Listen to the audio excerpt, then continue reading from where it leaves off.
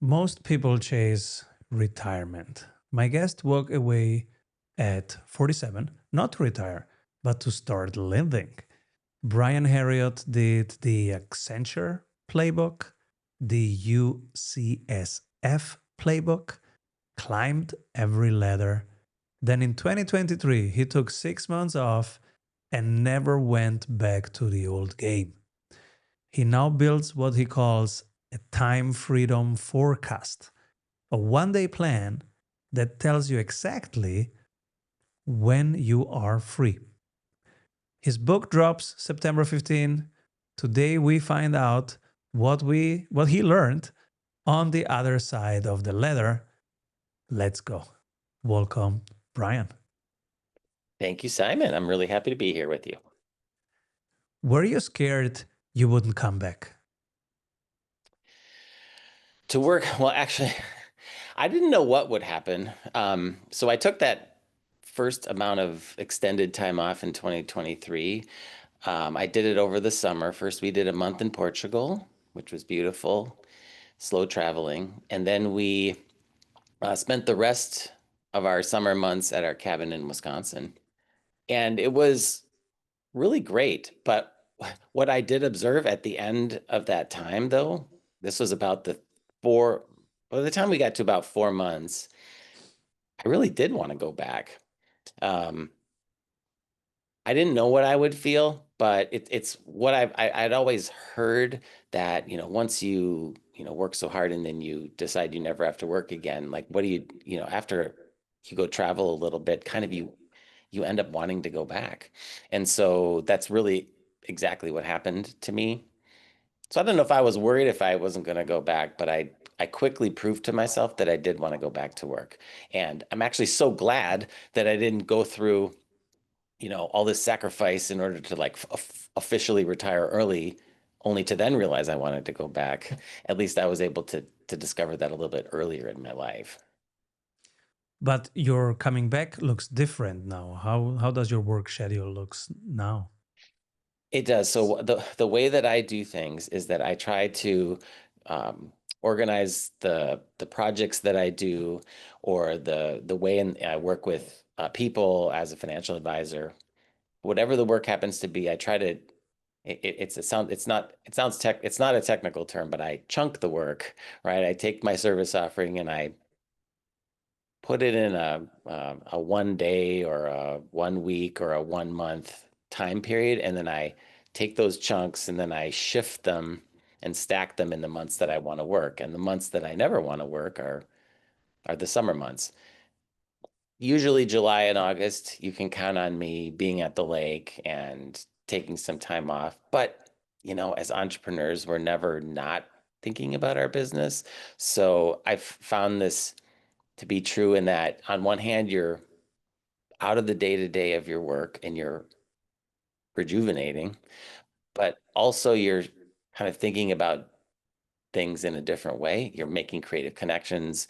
Um, when you're reading books that are outside of your industry, you're getting interesting ideas and how you might apply them within your business. So I think there's this benefit if you can make the money part work, there's this benefit of taking these, you know, multiple weeks or months out of the day-to-day of your business. How much is needed on the money side so that listeners can do that? Yeah. So, I mean, I came at this whole time freedom concept from the money side because first I was pursuing this financial freedom and I wanted this financial freedom as early as possible. And so that's how I was looking at it through that lens. But the problem is to get to that certain level of savings, some giant nest egg or whatever it happens to be, it does take a while. And so the specific thing that happened was we were getting kind of close in 2020 in January that year before the COVID crash. And when that crash hit, boy, that really hit me hard because I was closer to needing to use my money. And so I remember specifically the day that I went to my wife and I said, that financial freedom thing is not probably going to be happening anytime soon. And what she asked me, I didn't know how she'd react. But what she actually asked me a question, and she said, "Well, let's just pretend you had it. What does financial freedom actually look like to you?" I realized that I really didn't have a good answer at the time because we have a son. He's 14. He was what, 10 at the time, so he was in middle school. It's not like we could just pack up and bum around Europe or something and just go on an eternal vacation.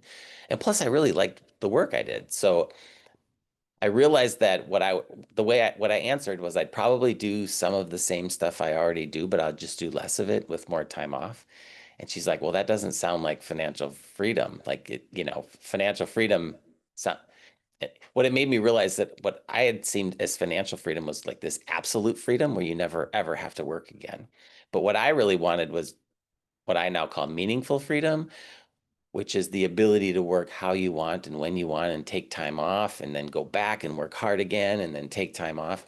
And so we reran the numbers and we realized that if you combine this like money and work thing, you could actually make it happen a lot faster. And so what it looks like now is how do you make enough money in 9 months so that you can live for 12 months? I mean, that's the really, really, really simple part of it. Um, what's actually strangely happened is that even though you're working less, because you have the time to come out of the details and think bigger, the business has actually gotten bigger and I make more because I'm working less, which is the thing that everybody strives for. I wouldn't have believed it, I would say, until it kind of happened that way, which is crazy. People are the most organized shortly before they go off a vacation. Hmm. And sometimes I think that's why people love a vacation because they get their shit together. Yes. Yes, exactly. Um, and so that's the thing is like if you could probably do 12 months of work in 9 months if you really wanted to. You know? It And I've heard what's been fun through my podcast and through, just all of the various people that I meet when I speak and things like that is that people have found such different ways to do this, and I did it through a service-based business. I thought that that was the only way that you could do it, but no, I mean, I talked to this guy the other week. He's local in the Bay Area here, but his thing is that he has one of those retail stores for like people who like Dungeons and Dragons and all Magic the Gathering and all that kind of stuff. And he's worked it out so that, those stores have such loyal followings. And so he's able to engage with the people in the store.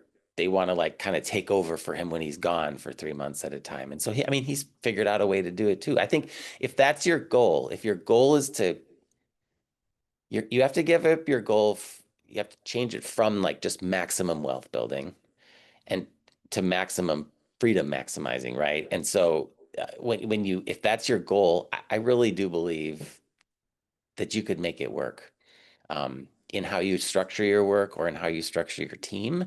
If you can figure out those two parts of the equation, or one or the other or both, you can make it work as an entrepreneur.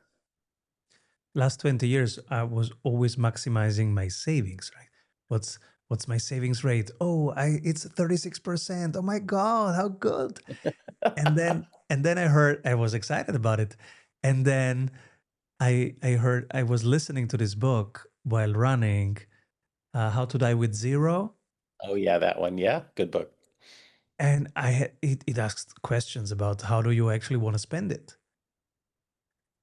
and I had no good answer. Yeah. And I was like, oh my god, I have to find out how to spend it. And then if you wait too long, then you can't spend it on the thing that you wish you would have been able to spend it on. Mm. That's the scary part for me too. Well, you know what I really remember from that book that was the thing that I loved, which was the okay, so you save up all this money. Of course, you can't spend it all. So then when you die, you give the money to your kids or, whatever. And then they end up getting the money when they're like 60 years old, when they don't need it, right? They don't, I mean, like even now, like if my parents are alive, think fortunately, but if they gave me money, I'd be like, okay, great. I could have used it 20 years ago when I was trying to buy my first house, and when he put that in there, I thought that was really cool. And so, lucky for my son. Yes, so we think we have to create generational wealth. That's a myth, right? People, you can forget it. What do we actually need to optimize for? Is it experiences? Yeah. So, well, here I'm going to jump to the conclusion of my book, which is Mhm. because I think it answers the question, which is, you start down this path because you want more time freedom, right? And then you get it. And then you're like, okay, so I have time freedom. Now what? Right? So what why do you have the time freedom? Of course, it's different for everyone, but this is where I think you get into the common ideas of, you're doing this for connection with people or the ability to help someone else out and not expect anything back because you have the time to do it and you have the money to do it. That's ultimately, I think, what the real goal is. That's what I discovered. Time freedom is powerful, but it's an interim step to what you ultimately are shooting for. And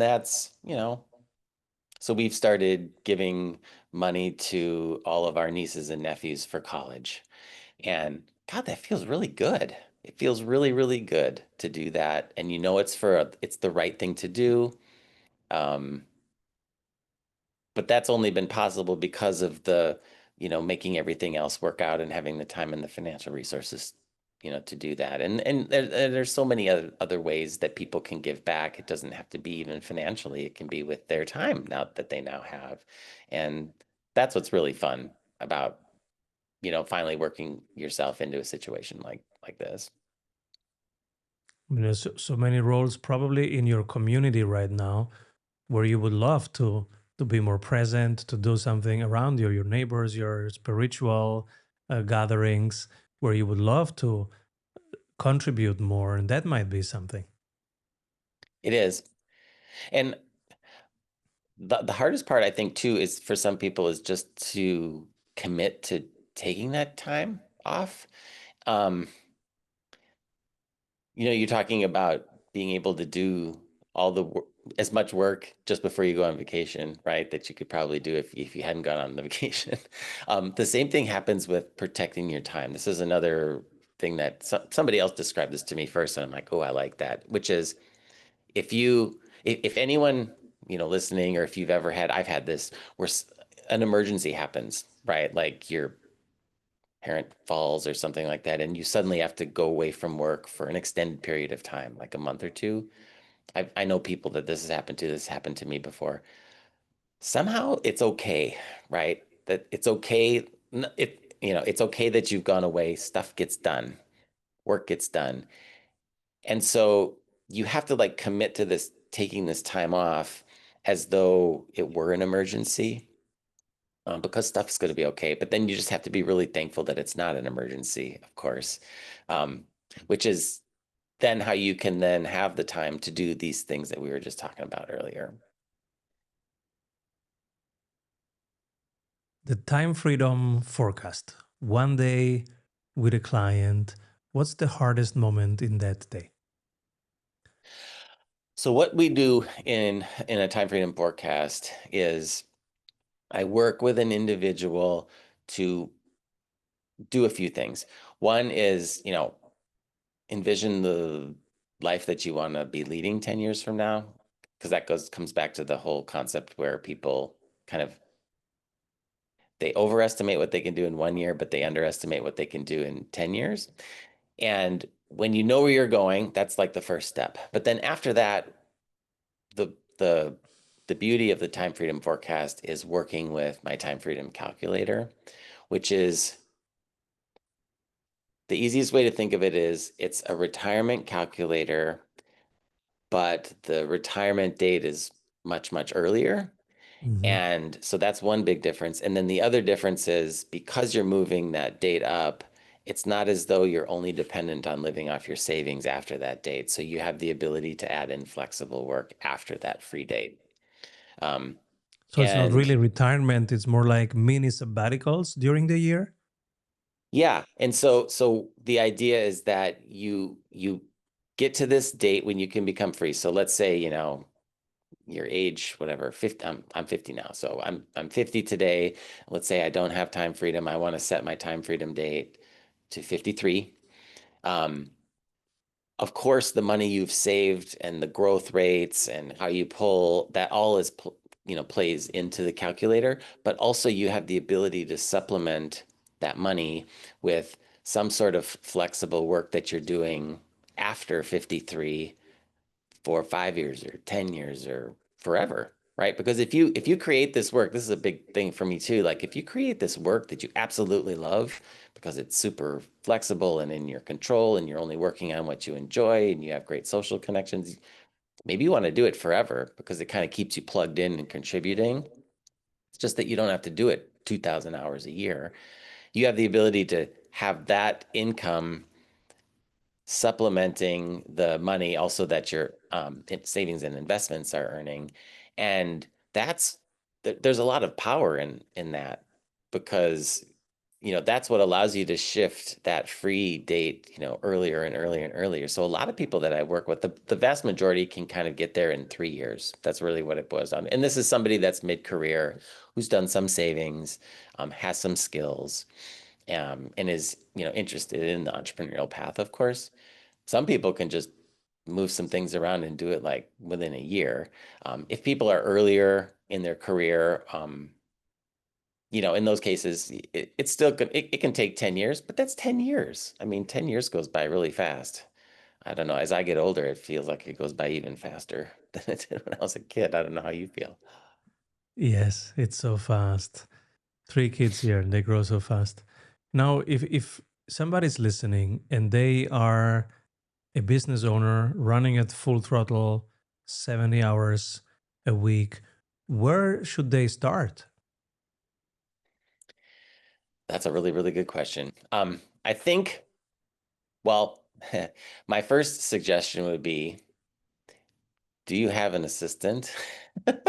Do slash operations manager, right? Because I think that individual can do a ton for you, just like right off the bat. Um, so you have to assess what you're doing in those 70 hours, right? Because what I've observed, and I'm guilty of this too, as entrepreneurs, we want to have our hands in everything. But that also means that we're doing things in our business we shouldn't be doing, because it's not the best and highest value use of our time. I think another challenge people have is because of the way society is built, working 70 hours appears like you're nailing it, right? Like you're doing a great job. Like the more you work, the better you are, the more successful you Is are. it still that way? It is. It is. But I actually am, and not everyone believes that, but like that still exists. I think, yeah, when you're running on all cylinders, I don't know. I am a big believer in like inefficiency. So there's got to be a better way. And but back to like what's the first thing you should do is make sure you have that assistant, or if you do, if you're using that assistant effectively.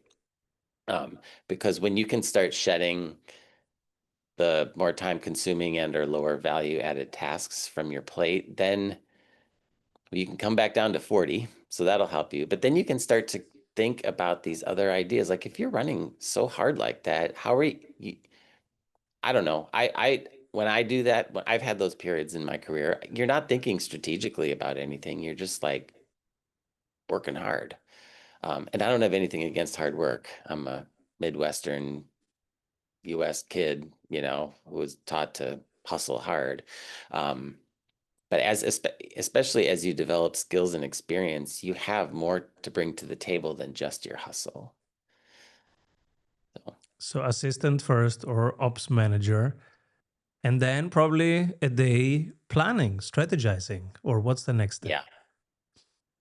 Yeah. I'm sorry. It cut out there just a little bit, Simon. Could you repeat that again? What's the next step after the assistant?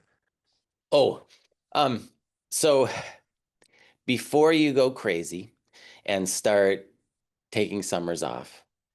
I think there's some interim steps that you can do, smaller steps to get you in the right frame of mind. So one example would be this idea of first Fridays off. So I challenge people with this in my keynote, which is, look ahead, what we're in April right now. So what's the first Friday in May? Block it off as out of office.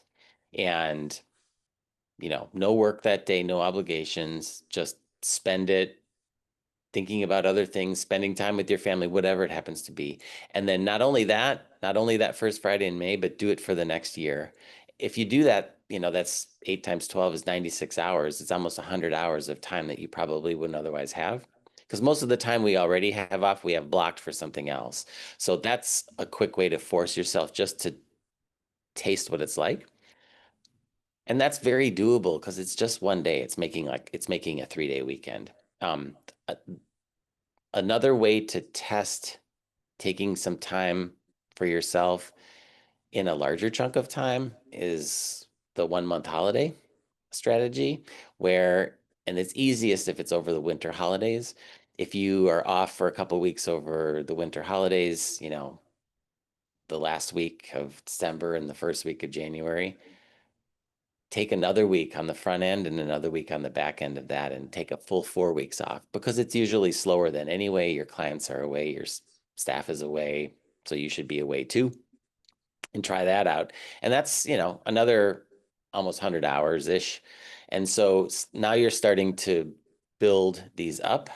If you take 4 weeks away for that 1 month holiday, and then all those first Fridays of the month off, I think the math is around 250 hours. And I did this the other day, which is halfway to 500 hours. And what's 500 hours? 500 hours is actually 3 months away. So just by those two little things, you can get that close to a full summer off. But then there's the strategy for how do you get 3 months away, and that's where you start to figure out kind of two things. How do you structure your work, right, into the chunking of the work, right? And then also how do you structure your team? And that's where you start with the assistants and then move toward, put them in operations role first. And then as if your business is larger than just, one or a solopreneur or something like that, then, what are other ways you can leverage your team to benefit you so that you can pull away. And again, there's no harm in relaxing and rejuvenating, but also thinking bigger and probably coming up with cooler, bigger things that you can do. And when they have these bigger goals, can they still keep calm and strategic? What changes? Yeah, I think I call this what you do when you have this time away, you can kind of pull back and you gain some clarity. So you can, and I think the conventional wisdom says if you want to get 10% better at your job, you need to work either 10% harder or 10% faster or 10% longer, right? My thinking is you want, instead of doing 10 things better to get 10% better, you want to do one thing better to get 10 times better, which is crazy talk, right? But I don't think it is, because one is it rewards time freedom because you're working on one thing versus 10 things. But the idea is, what is that one thing? And I think it boils down to, it has to be something that you absolutely love, because then you're going to do it like when other people will give up on it. And then it has to obviously exponentially valuable. And so if it's exponentially valuable, I've seen those things fall into usually one of three categories. So the first one is an exponentially valuable skill. And the example I give about this is, so my son is 14 now, but when he was 7 years old, at a yard sale that we had at our house, he started chatting up some woman and told her that she should buy our car, which I didn't even looked up how much it would sell for. And all of a sudden I walk upon him and he's like having her sit in the car and he's like testing out the brakes and showing her how it works and stuff. And then she comes over and she's like, your son tells me you're selling your car. And I'm like, how much? And so I just rattled off some price, and then she took it for a test drive, and I ran upstairs to look up what it should actually cost. And she came back and I raised the price, and then she agreed to the raised price, and then we agreed to the deal, and the car was sold. And like, I'm like, wow, what the heck happened here? So my son, and he's just a natural, right, with that kind of stuff. And so he's got this just incredible ability to not even with work, just sell people on stuff. And so like that is an example of for him an exponentially valuable skill. Um, I don't have that. So I have to pursue another one, which is an exponentially valuable idea, which is where you can put your name and make it synonymous with some new big idea, some big new brand new idea. So a lot of people have done with this, like, I don't know, home organizing is Marie Kondo, and Brene Brown is all about like vulnerability. And so this is mine, right? So time freedom. The crazy thing is when I wrote this book, I didn't have this title off the bat, but someone's like, "Are you talking about time freedom?" And I'm like, "Yes." I'm like, "Well, who's already out there talking about this stuff other than you?" I'm like, nobody, nobody really is, right? And so I'm like, oh, that could be a good one. Also because people get it. They get it when they hear it. So that's another example. And then the third one is, like the exponentially valuable relationship. So this is when your college roommate is now at the top of the org chart at the Wall Street Journal and can kind of get you in, feature you on a Wall Street Journal article. Or here's something that was interesting is the Vera Wang, right? She's like she does like bridal design, and she's like does all the celebrities. This is like her second career, but the thing that made her famous was that she in her earlier life was a figure skater who then knew Nancy Kerrigan, who was like a figure skater from years ago, and she ended up designing Nancy Kerrigan's Olympic figure skating thing. And then it just like that relationship and that example, like everyone then knew who Vera Wang was, and it just blew her up. So it's like there are these things that you have to spend some time thinking through, like, do I have this skill or this idea or this relationship? And then you do the 80/20 on it. Like you should be spending 20% of your time like helping the business run and working with your assistant, but you need to spend 80% of your time on pushing on those big catalytic, skill, idea, or relationships. And yeah, I'm fascinated by this concept, and I especially love it because you're working on one thing, not 10 things. And then also if it's wrong, then try a different one. And if that's not it, then try some other things, because you have some time. Once you develop the time freedom and the ability to break away from the day to day, then you have time to work on some of these things. And plus, it's more fun and interesting and creative and strategic, which is where we want to be doing. It's what we want to be doing anyway. So it's exciting. So you find one of those canonical skills. Inside of that, you can still experiment and Yeah. discover and A/B test a lot, but the general direction can be validated pretty quickly. That your son is great at sales, that is clear, and every neighbor can attest to that. It's not a risk, right, to put all your eggs in that basket. And but if that specific dress lands or that other dress lands, that is something that needs experiment with. But I think the general direction, this is where you want clarity on, right? This is an Yes. exponential skill that you have here. Stay on it. Yep. And like our neighbors all call our son the mayor. And why do they call him the mayor? Because he seems to know every single person in our town. I have no idea. The kid is unbelievable. but can he save money? No. No, salespeople don't know how to save money. They know how to make money. Exactly. So that's another thing I'm particularly proud of about my time freedom approach is that it works for a variety of people. So if you are the saver type, you just focus on that element of the time freedom formula, which is how I kind of got close. And then I improved my entrepreneurial skills. But, if I actually now believe, old Brian never would have thought this, but I would say that the truest of freedoms is not having a lot of money, but actually being able to just make money on a moment's notice. And, the true entrepreneur could lose everything and then go out there tomorrow and make it all back. And that is freedom, right? Because then, and so, I fretted as my son was growing up. I'm like, how am I ever going to teach him how to save money? Like, this is never going to work. But then I started thinking, well, as long as he's doing stuff that he loves, if he can find the most expensive thing to sell, he's going to probably be fine. Now, I will probably try to siphon off some money and go save it for him, like out of sight, out of mind for him, just to be extra safe, because I can't not. Um, but yeah, he'll be okay. He just has to find that thing he's passionate about. But then also, like, even people who are even not all about money, like, um, someone who's, yeah, didn't want to start a business, or just, I don't know, they're just not about money. Like, you can still find time freedom.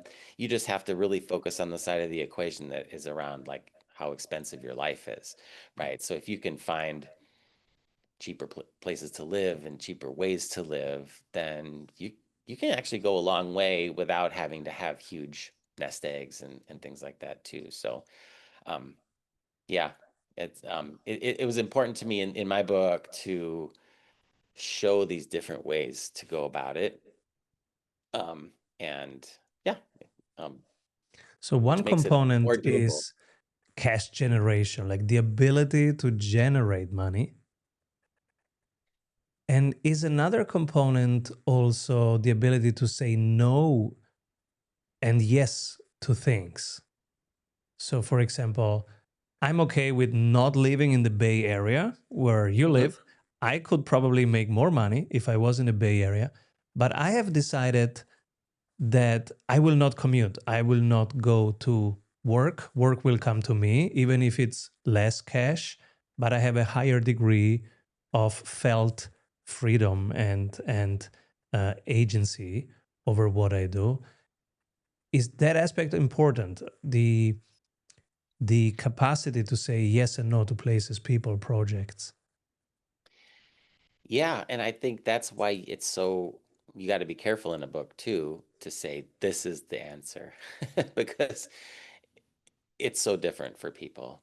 Um, if we were to go move to some very rural, inexpensive part of the United States, we could probably be financially free right now, but we don't want to do that because we love what we have going, right? And so, but that's just a choice. Like you said, like, you can say yes or no to some of these things. Um, the thing the thing that I'm starting to think through, like, yes and no more lately, is just taking bigger bets on myself. Um, because I was raised, again, like, humble beginnings, and you just kind of put your head down and you do your job, and then you retire as a middle manager, that kind of approach. And, I just, several years ago, I thought, why, we just have this one life. That would be pretty boring.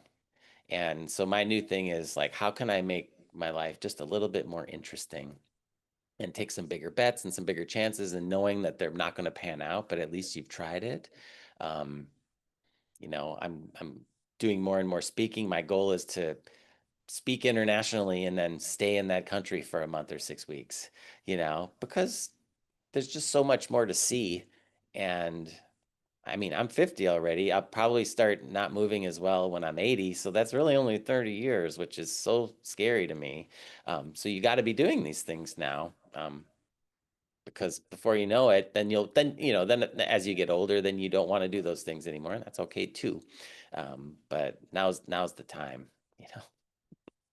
So it starts with one day, what is the structure of that day? One part is monetary. What are the other parts? Oh, like when I do a time freedom forecast. Yeah, so it starts with life design. Um, and that's important. So then the other component, which I didn't mention, is the concept of money personality. There's different names for this. I call it money personality, but it's your money script or your money profile, like how you approach money. So this is where you get into people that, think entrepreneurship is so risky, or another person who just says, well, there's just a problem to be solved and I'll go through all the cycles till I figure it out, and then that's the answer. Like, that's not risky, it's just trying a lot of different things. And so that's where you then that's where you decide which lever. I should go back for a second. So the time freedom formula looks at a year of your life and says, on one side of the equation, you have to cover your lifestyle expenses.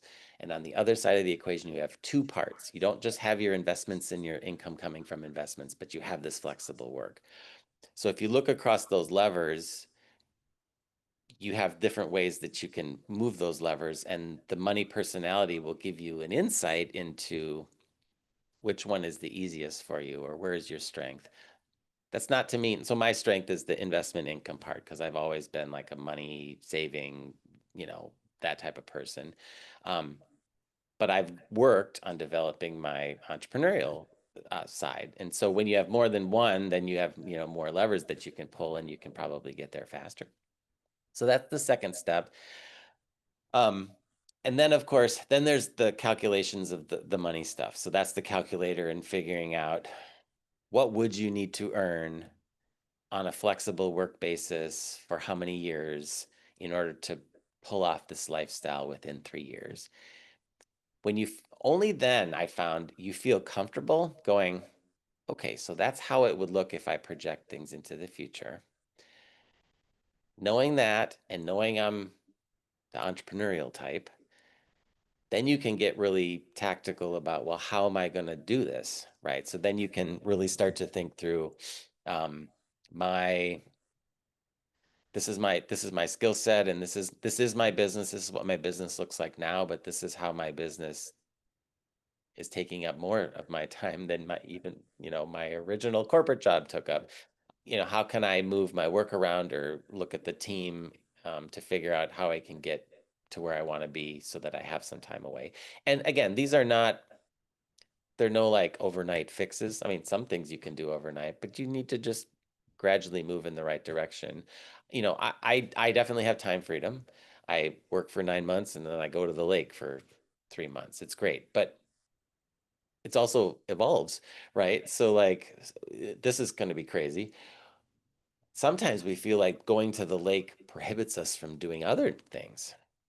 Talk about a nice problem to have. Like, these are not real problems. But now we're like, well, how do we get to spend fall in New York City when the leaves are changing? That would be cool. Or how do I get to spend 3 months in Spain or something like that? And that's where you go, okay, well, how could you structure your work to get over there so that it could be a business expense? And then I get into the speaking and the book and all that kind of stuff. And so but to just switch like that is not overnight. You just can kind of gradually continue to work your way to the life you want. And then by the time you get there, then it'll probably change, and then you can go work on figuring out how to go the next way. I'm much more now about just if I can figure out work where I can hang out with the people that I enjoy hanging out with, and I can do new and different and interesting things, do it. Go for it. Um, that's my new outlook on life. I'm not so, how you ever listen to people like lifestyle design people, like the one I think of is like a Tim Ferriss or something, and they're always talking about you got to say no to all these things. And it's probably just because he's got so many opportunities, that he has to pick just the best ones. I'm not there yet.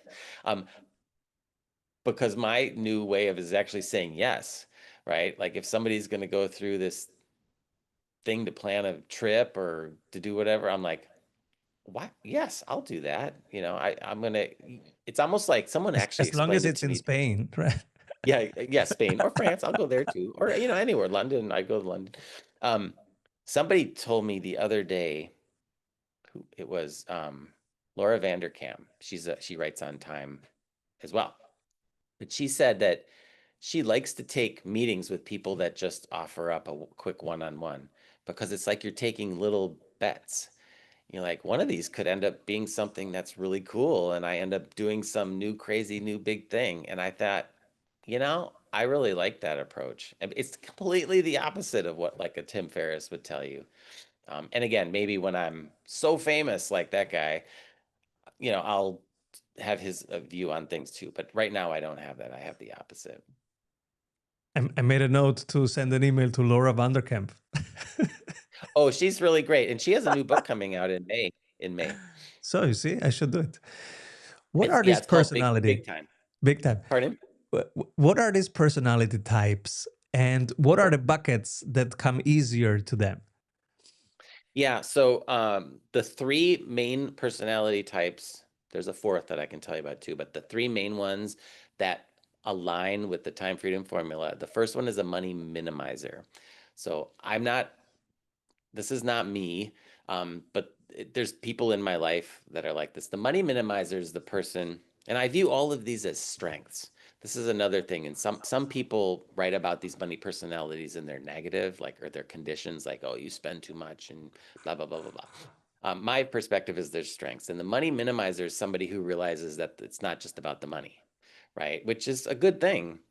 But these are people that would still say like, oh, I just got this inheritance. It's $1 million, but I don't really want it because I didn't have anything to do with that money. Like personally, I'm like, really? How could you say that? But people like this exist, right? This is what I mean. Like, this is not my personality, but it's their personality. And those people have huge advantages over the people that are more focused on money because they're like advanced in that regard. And so those are the ones that, if you're not all about money, then you're probably not like figuring out how to make a bunch of it as an entrepreneur or saving and investing a ton of it. So that person is focused on the lifestyle expenses side of the equation where um, they're they're going to have to be more frugal and do things unrelated to money. The one that I grew up as, I call the money manager.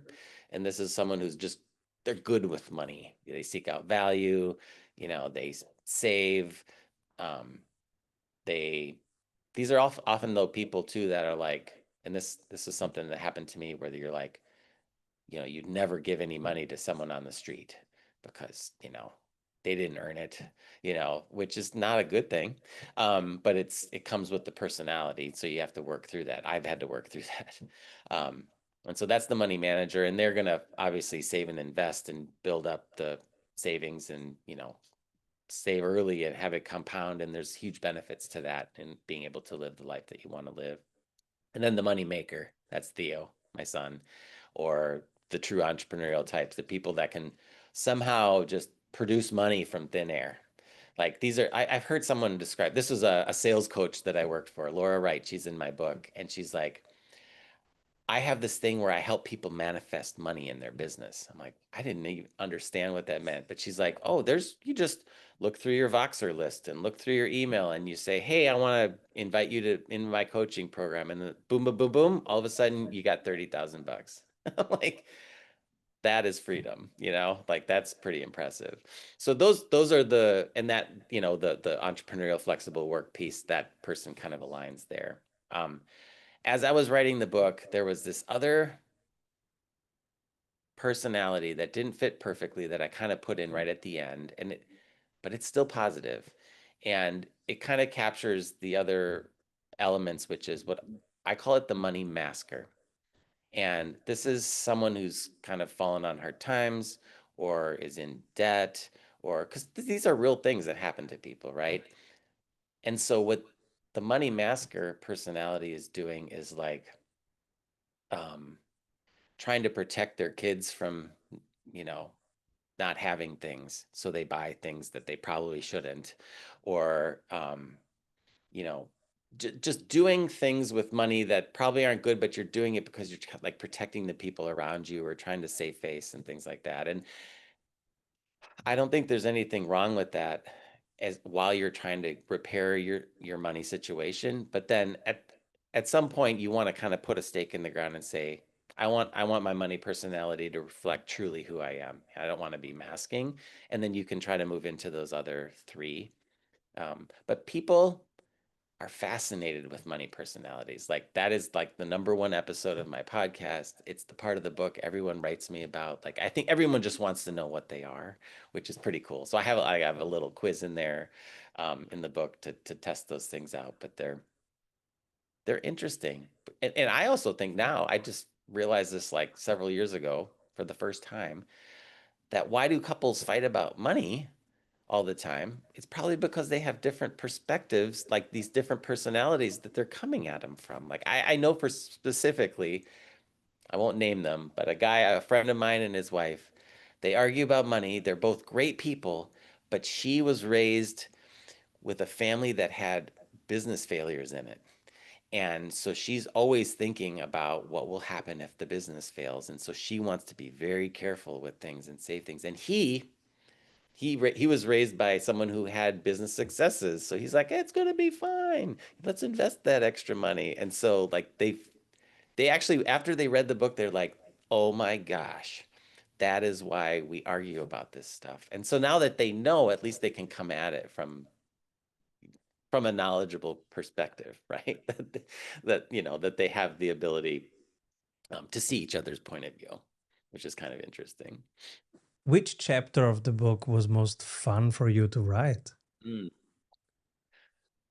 Oh, um, that's a great question. I think about this actually a lot. Like I loved writing the stories. I have five really, I think, powerful stories in there for different reasons. One, because it's fun. Like the story about Theo selling the car was extremely fun to write. Um, but I have some meaningful ones too. I'd say the chapter one is the most important chapter, of course, in a prescriptive nonfiction book. And chapter one describes my origin story, which is the story of my wife and I. So before we got married, we were dating for like 2 years. This is like back in 1999, like years ago.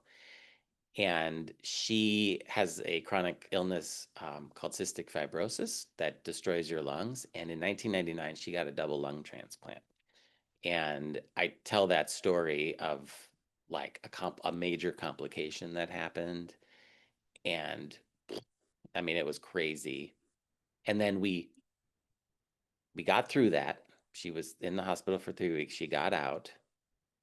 And then we're like, oh my God, we had one of these life experiences that you have, right? And then it's supposed to change how you view life. And it did. And we're like, we cannot wait to do the things that we want to do. Like we didn't have a name, time freedom at the time, but like, we want this. But even with that, I still ended back up in the corporate career ladder track. I still did.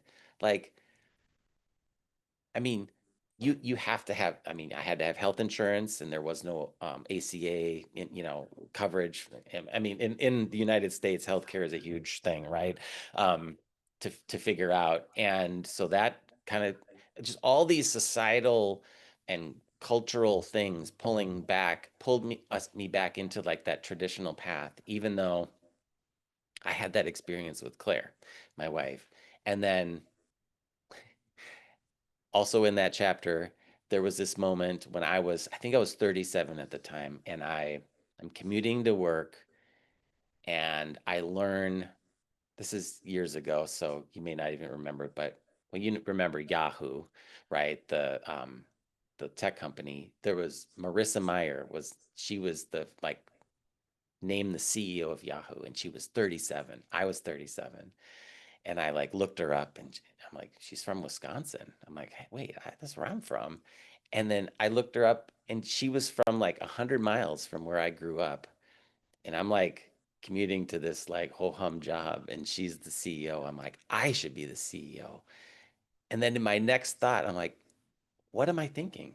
Like, no, that's not what I want to do. I want to create this life where we can spend summers at the lake and I'll do all this stuff. And so that was a very enjoyable chapter to write because it was so like reflective on, you think about your experiences and why you do the things you do and what's important to you.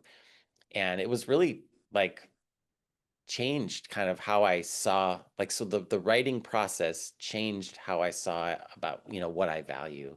And so that's why that was extremely fun and interesting to write that whole chapter.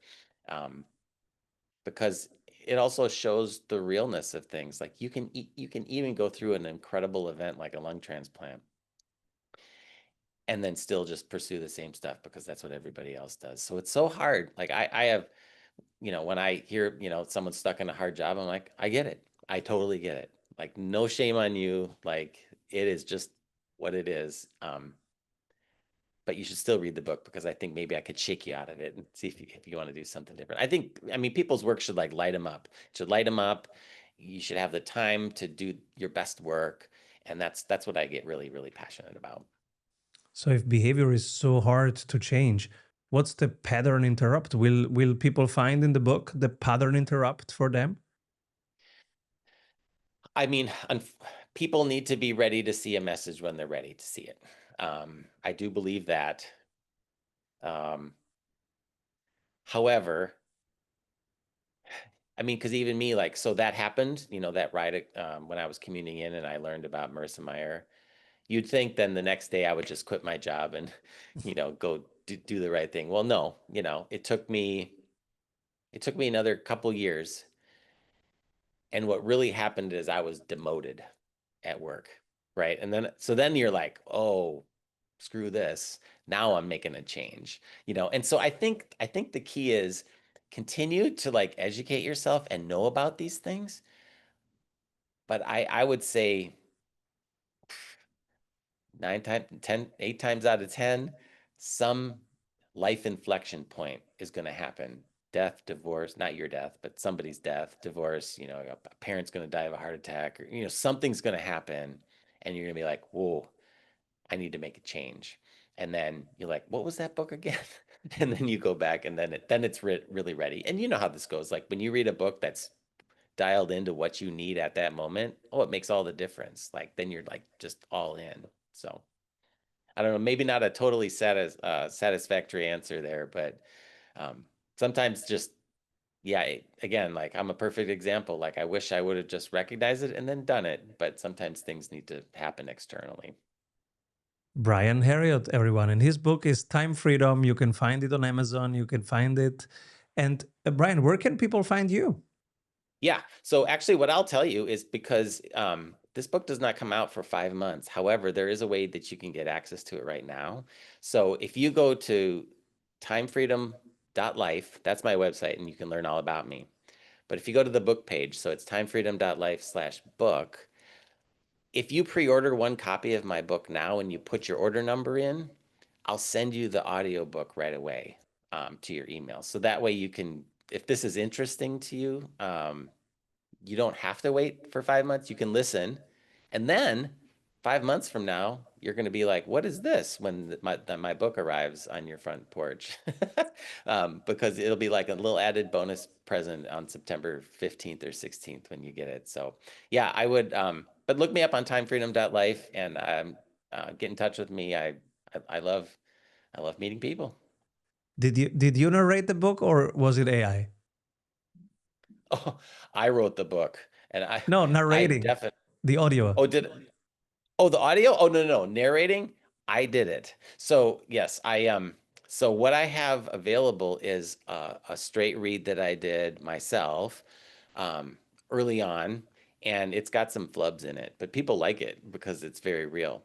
I have since done the official audiobook, and I'm actually currently I'm literally halfway through listening back to myself read it right now so that I can find the errors. It's very weird to listen to yourself, I'll tell you. But no, I did the audio. I think I'm a believer that the author of a book should read it because as a reader, if I love a book, I want to hear the author. I don't want to hear somebody else reading it. So anyway, I did. I read my book. Brian Herriot, everybody. Time Freedom. Thanks, Brian, for being on the show. See you Thanks, soon. Simon.